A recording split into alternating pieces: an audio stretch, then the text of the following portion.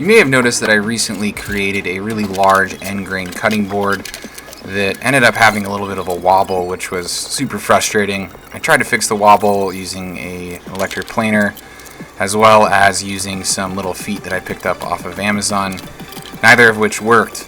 But today, I'm going to tell you what did work, so stick around.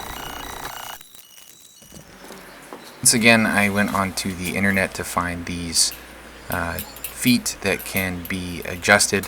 They're actually made for a table that might have a wobble, but I found some that are quite a bit smaller and that I could sit in a recess using a Forstner bit, a bigger Forstner bit, to make out a hole that it could kind of sit a little bit into the underside of the cutting board.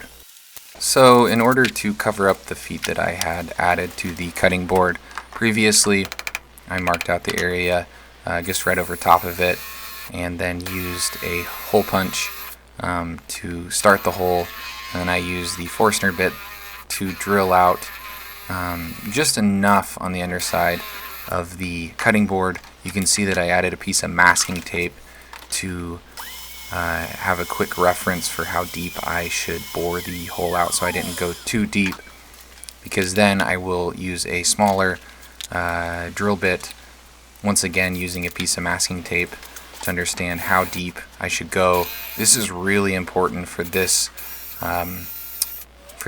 part of the foot that you're going to be drilling out, because you don't want to go too far or else you will go through the board.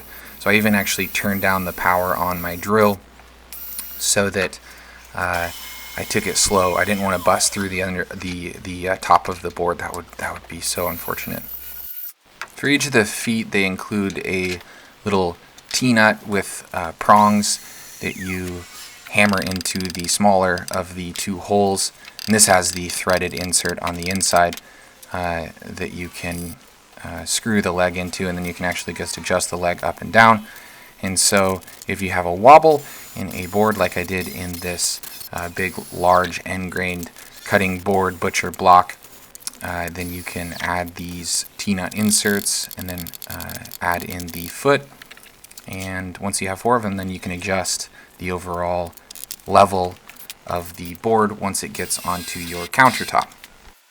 This is a question that I have come across many times. I actually just answered a question on the YouTube channel for another one of my end grain cutting board videos about why this is happening, why a board will fluctuate. And simply the answer is that wood is always fluctuating when it comes to the moisture content inside of the different small chambers within the grain. And so when you have a wood that's a little more porous, like maple or oak, this can happen. You know, you might make the board in a cold shop and where the moisture content is really low and everything seems fine, but then when you take it into your kitchen or your house, it's warmer, there's more moisture in the air, and it might buckle, twist, and have that wobble, which is not ideal, because then when you're trying to cut stuff, it's wobbling all over the place.